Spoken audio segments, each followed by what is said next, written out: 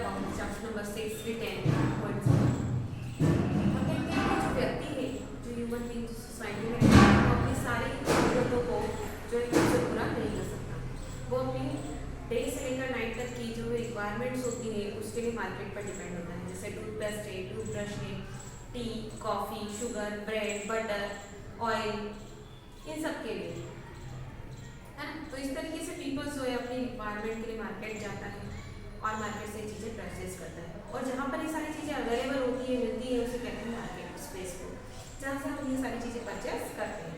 तो यहाँ पर मार्केट को 2 पार्ट में डिवाइड किया गया है, होलसेलर और रिटेल है ना। होलसेल मार्केट और रिटेल मार्केट, जहाँ पर प्रोड्यूसर से जो है चीज़ें खरीदी जाती है, बल्क में खरीदी जाती है, लार्ज अमाउंट में खरीदी जाती है क्वांटिटी में, और रिटेलर को बेची जाती है। होलसेलर कहलाता है। जैसे vegetable, fruit, open the municipal corporation, इसके लिए अलग मार्केट बनाए गए हैं।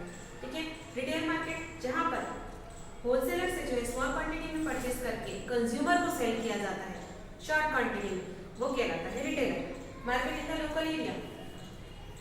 ठीक है। तो यहाँ पर दोनों का डिफरेंस देखते हैं हम, होलसेलर वर्सेस रिटेल मार्केट। ठीक है। होलसेलर जो डील करता है वो लार्ज क्वांटिटी में करता है, वो बड़ी मात्रा में सामान को खरीदता है, कमोडिटी को खरीदता है। और जो रिटेलर होता है स्मॉल क्वांटिटी में जो है खरीदता है। हैंडल्स देखिए तो स्मॉल नंबर ऑफ आइटम्स जो है वो रखता है ये, और रिटेलर जो है लार्ज नंबर ऑफ आइटम जो है अपनी शॉप पर रखता है। होलसेलर सेल टू रिटेलर, वो रिटेलर को सेल करता है, और रिटेलर जो है वो डायरेक्टली कंज्यूमर को सेल करता है। ये जो है बहुत ही होलसेलर लो प्रॉफिट रखता है, और रिटेलर का जो प्रॉफिट मार्जिन होता है वो बहुत ही हाई होता है। ठीक है। ये फ्री डिलीवरी नहीं देता है, फ्री होम डिलीवरी नहीं देता है, लेकिन रिटेलर जो है कंज्यूमर को फ्री होम डिलीवरी प्रोवाइड करता है। होलसेलर को ज़्यादा कैपिटल की रिक्वायरमेंट होती है, कैपिटल इन्वेस्टमेंट की, जबकि यहाँ पर लेस कैपिटल इन्वेस्टमेंट की रिक्वायरमेंट होती है। तो इस तरीके से हमने होलसेल और रिटेल मार्केट देखी। आप देखते हैं रिटेल मार्केट और अवर एवरीडे नीड्स। रिटेल मार्केट जो है उसकी ज़रूरत हमारे लाइफ में जो है मॉर्निंग से लेकर नाइट तक यदि देखें तो होती है। Toothbrush, toothpaste, shop, shampoo, T, coffee, bread, butter, polish, deodorant, oil, sugar, है ना। सभी चीज़ों की हमें मॉर्निंग से नाइट तक ज़रूरत होती है। तो ये सारी चीज़ें जहाँ से हम खरीदते हैं वो है रिटेल मार्केट, जो कि हमारे घर के आसपास ही होता है। जो अभी हमारा रेसिडेंस होता है वहाँ आसपास ही होता है ना। कई शॉप्स होती है वहाँ पर, जैसे कि fruit, vegetable, milk product, bread, butter, biscuit, eggs, और कुछ ग्रोसरीज आइटम्स भी होती है, बुक्स भी होती है। यहाँ तक कि आटा चक्कीज भी होती है जो कि फूड ग्रेन्स को जो फ्लोर में कन्वर्ट करती है। केमिस्ट की शॉप होती है जो लॉन्ग आवर्स तक शुरू रहती है, अवेलेबल रहती है सिक पीपल्स के लिए। तो इसी प्लेस को हम मार्केट कहते हैं, जहाँ हमारी नीड की सारी जरूरत की चीज़ें जो है मिल जाती है। अब यदि पीपल्स के अप्रोच की बात करें मार्केट में, तो वो डिपेंड करता है अवेलेबिलिटी पर, कन्वीनियंस पर, क्रेडिट पर, क्वालिटी पर, प्राइस पर और परचेसिंग पावर। ठीक है। तो एक एक करके समझते हैं हम। सबसे पहले देखते हैं अवेलेबिलिटी। तो ये वेरी इंपॉर्टेंट है कि जो चीज़ आपको चाहिए वो मार्केट में अवेलेबल है।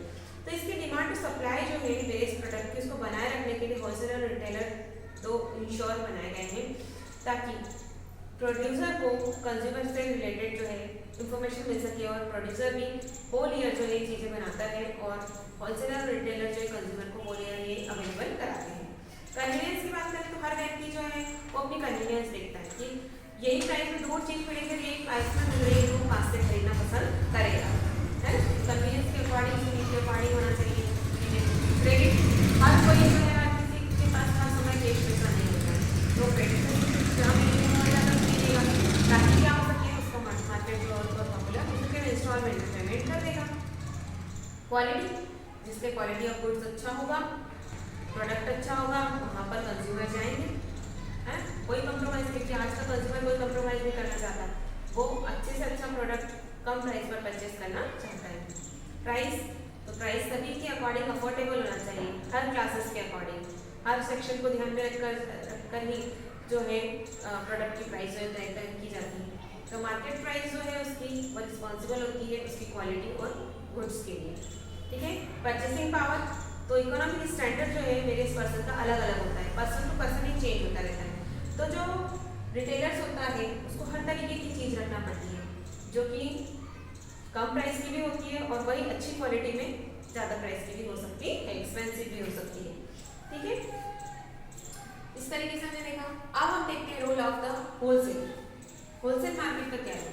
तो होलसेल मार्केट जो है एक इंटरमीडिएटर्स की तरह वर्क करता है प्रोड्यूसर और रिटेलर्स के बीच में। ठीक है, ये उसके बाद कंज्यूमर तक पहुंचता है, ये सेल करता है प्रोडक्ट कंज्यूमर को रिटेलर्स के द्वारा किया जाता है। Wholesaler provide the information, wholesaler जो है प्रोड्यूसर को इन्फॉर्मेशन प्रोवाइड करता है कि उसको किस तरीके का प्रोडक्ट चाहिए, शॉर्टेज है या नहीं। ठीक है, होलसेलर स्टेबल सप्लाई, होलसेलर जो है वो मार्केट में सप्लाई को और डिमांड को बैलेंस को बनाकर रखता है ना। होलसेलर ही गुड्स की अलग अलग तरीके की स्टोरेज पैकिंग फैसिलिटी जो प्रोवाइड करता है, रिटेलर्स को बैलेंस देता है, उनकी डिमांड के अकॉर्डिंग जो है क्रेडिट सुविधा देता है। होलसेलर की control the market fluctuation, wholesaler ही सही समय पर अवेलेबल कराएगा तो फ्लक्चुएशन जो है प्रोडक्ट की प्राइस का वो नहीं होगा। ठीक है, लार्ज स्केल पर ये प्रोडक्शन के लिए इंश्योर करता है प्रोड्यूसर को और गुड्स को इजीली अवेलेबल कराता है सभी सेक्शंस को। Wholesale market ensure the continuous flow of the trade in money producer, ये जो है मनी का भी फ्लो प्रॉपर तरीके से बनाए रखता है। ठीक है, यही कंप्लेंट सुनता है क्वालिटी से रिलेटेड, अवेलेबिलिटी से रिलेटेड, प्राइस से रिलेटेड सारी कंप्लेंट्स जो है वो सुनता है। ठीक है, अब हम बात करते हैं चेन एक्टिविटी की।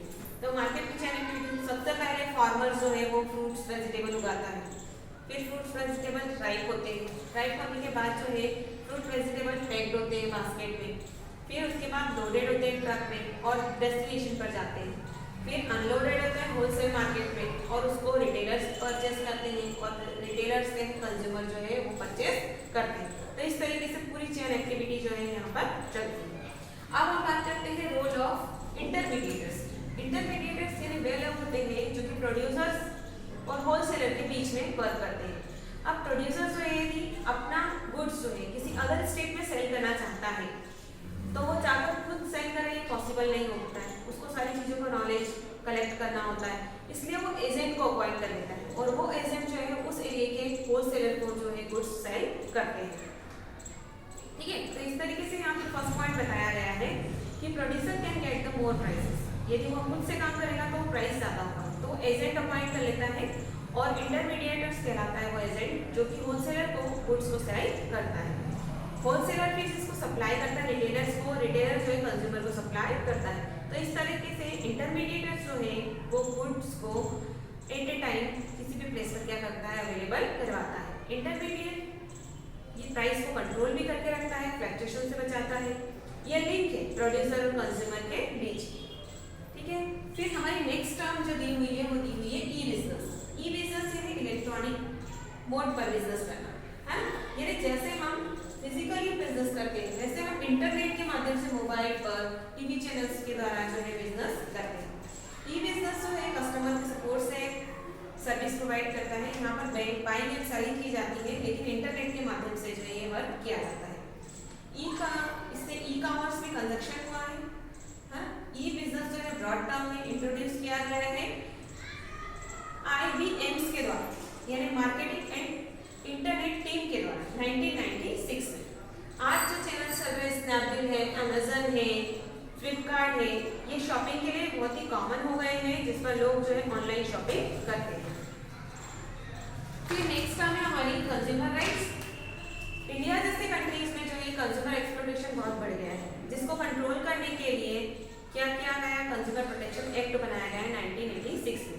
किस तरीके की प्रॉब्लम, लेस वेट की प्रॉब्लम, डिफेक्टिव गुड्स की प्रॉब्लम, इम्प्योर क्वालिटी की प्रॉब्लम, हाई प्राइसेस की प्रॉब्लम, डुप्लीकेट गुड्स या फॉल्स इंफॉर्मेशन, एडल्ट्रेशन यानी मिलावट की प्रॉब्लम, तो इन सब की कंप्लेंट जो है वो कहाँ की जाती है, तो कंज्यूमर प्रोटेक्शन एक्ट के अंतर्गत जो है यहाँ पर शिकायतें दर्ज की जाती है और उनका सॉल्यूशन भी किया जाता है। इसको 3 टायर सिस्टम में बनाया गया है, यानी कंज्यूमर फोरम बनाए गए हैं नेशनल लेवल पर, स्टेट लेवल पर और डिस्ट्रिक्ट लेवल पर इसको फॉर्म किया गया है। यहाँ पर rights to information, right to safety, right to choose, right to represent and right to seek redressal जैसी सॉल्यूशंस किए जाते हैं, है ना, ताकि कंज्यूमर को जो है सही चीजें मिल सके। आजकल जो कंज्यूमर है उसको ये भी अवेयर किया जाता है कि वो BIS, हॉलमार्क, ISI मार्क की चीजें खरीदे जो कि स्टैंडर्डाइज्ड प्रोडक्ट होते हैं। ठीक है, नेक्स्ट आ रहा है हमारी मनी। मनी करेंसी है ना, लेकिन करेंसी का इन्वेंशन जो है जो कि डिफर्ड पेमेंट के लिए किया जाता है, ठीक है, ये एक एक्सचेंज का माध्यम है। Money was introduce the China, money China के द्वारा वर्ल्ड में इंट्रोड्यूस किया गया है, जो कि एक्सचेंज के लिए सबसे यूजफुल माना गया है ना। पहले इसको कॉपर, गोल्ड, मेटेलिक चीजों में बनाया गया, फिर पेपर मनी का इन्वेंशन हुआ और उसके बाद आज जो है वो प्लास्टिक मनी चल गए, जैसे ATM card, debit card, credit card, हम इस तरीके के जो है फॉर्म यूज कर रहे हैं। नेक्स्ट हो गया आपकी लोन। लोन जो है इसे डेब्ट कहा जाता है, यानी उधार। बैंक से लोन लिया जाता है जिस पर बैंक जो है इंटरेस्ट लेती है, और जो बोरोवर्स होता है, उधार लेने वाला जो होता है, इसको प्रॉपर्टी या व्हीकल्स या किसी भी असेट्स के अगेंस्ट जो है वो गारंटी देकर लेता है, जिसे मॉर्गेज कहते हैं, है ना। इसकी रीपे करने की कई कंडीशंस होती हैं, इंस्टॉलमेंट पर रीपे कर सकते हैं। लोन जो होता है ईएमआईज पर भी equal payment of monthly instalment के तौर पर भी रीपे किया जाता है। इसके टू टाइप्स है लोन्स के, एक होता है फॉर्मल और दूसरा होता है इनफॉर्मल। जब आप बैंक से लोन लेते हैं तो फॉर्मल कहलाता है, और अपने फ्रेंड्स और रिलेटिव से लोन लेते हैं तो इनफॉर्मल लोन कहलाता है, ठीक है।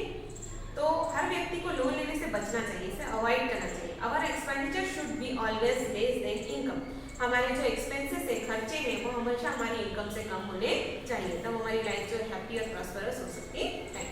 तो इसी के साथ आपका चैप्टर नंबर 6 होता है कंप्लीट। Thank you.